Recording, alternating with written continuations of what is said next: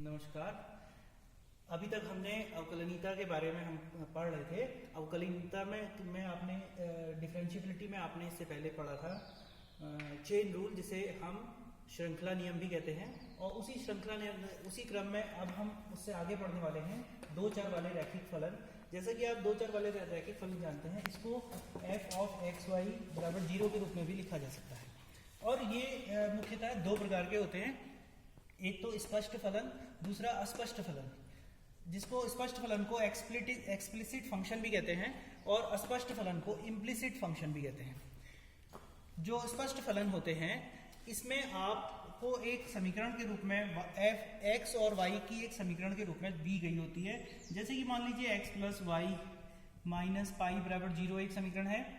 अब इस समीकरण को, ये स्पष्ट फलन इसलिए है क्योंकि ये इसको अगर हम y के लिए हल करें तो ये हल हो जाती है। इसको लिखेंगे तो पाई माइनस x आ जाएगा आपके पास। तो ये फलन कैसी हुई, y equal to f x जैसी हुई है। तो वो यही f एक्स वाई बराबर 0, लेकिन इसको y बराबर y को x के पदों में हम व्यक्त कर सकते हैं। इस फलन को बोलते हैं स्पष्ट फलन या एक्सप्लिसिट फंक्शन। इसके बाद इसके विपरीत आपके आता है अस्पष्ट फलन। अस्पष्ट फलन जिसको अंग्रेजी में इम्प्लिसिट फंक्शन के रूप में भी जानते हैं। और ये इम्प्लिसिट फंक्शन ऐसे फंक्शन होते हैं जिसमें x को और y को अलग अलग करना संभव नहीं होता है। उदाहरण के तौर पे अगर हम एक समीकरण लिखते हैं x plus sine x Y बराबर 1, ये एक समीकरण है। आप इसको y के लिए हल नहीं कर सकते, मतलब y का मान x के पदों पर आप नहीं निकाल सकते हो, इसलिए ये एक अस्पष्ट फलन है।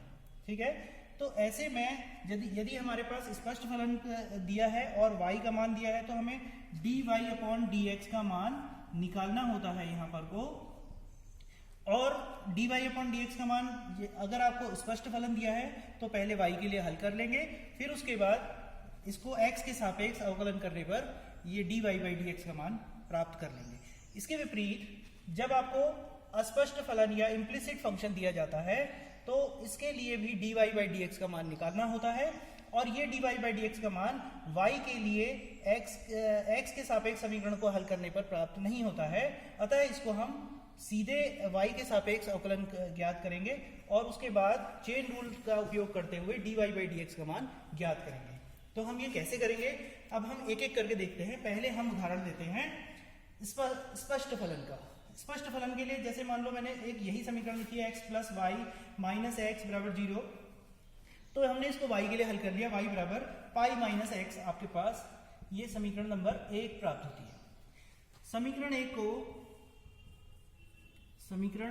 को x के सापेक्ष अवकलन ज्ञात करने पर ठीक है, इसका हम सीधे सीधे x के सापेक्ष अवकलन कर लेंगे। तो हमारे जब d by D x left hand side पे ऑफ y हमें मिलेगा, जिसको हम कहेंगे dy अपॉन dx, ये बराबर हो जाएगा d by D x of pi minus X. अब ये वितरण नियम से d by D x of pi हो जाएगा minus d by D x of x हो जाएगा। अब आप पहले से जानते हैं पाई एक कांस्टेंट है, यानी एक अचर राशि है। अचर राशि का अवकलन गुणांक होता है 0, तो ये 0 के बराबर आ जाएगा। और x का अवकलन गुणांक x के सापेक्ष होता है 1, तो ये आपका आ गया dy बाई dx का मान -1 प्राप्त हो जाता है। इसके विपरीत अब आप यहां आ जाइए, जो कि अस्पष्ट फलन या इम्प्लिसिट फंक्शन का उदाहरण है।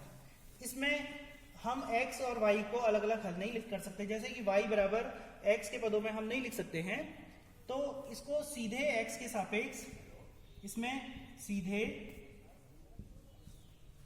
x के सापेक्ष अवकलन करते हैं।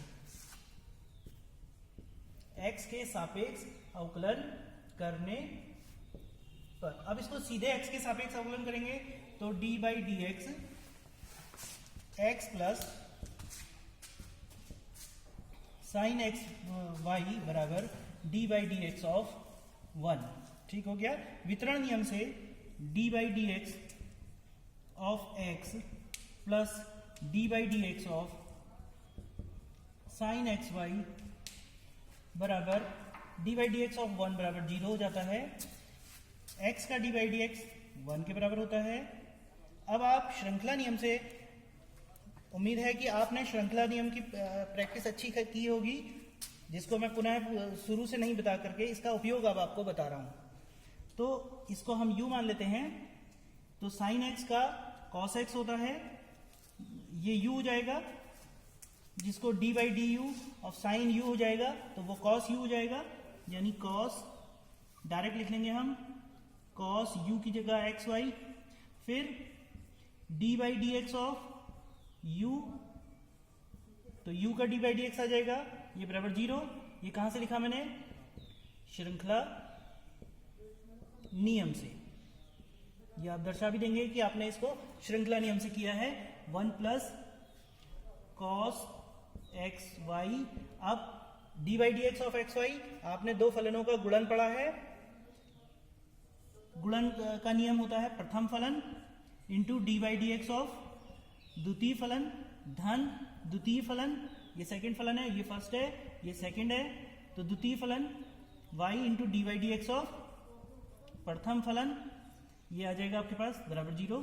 तो ये आया 1 प्लस कॉस एक्स वाई, यहां आ गया आपके पास x d y by D x plus y, x का डी बाई डी एक्स 1 होता है, तो ये मिल जाएगा आपको बराबर 0।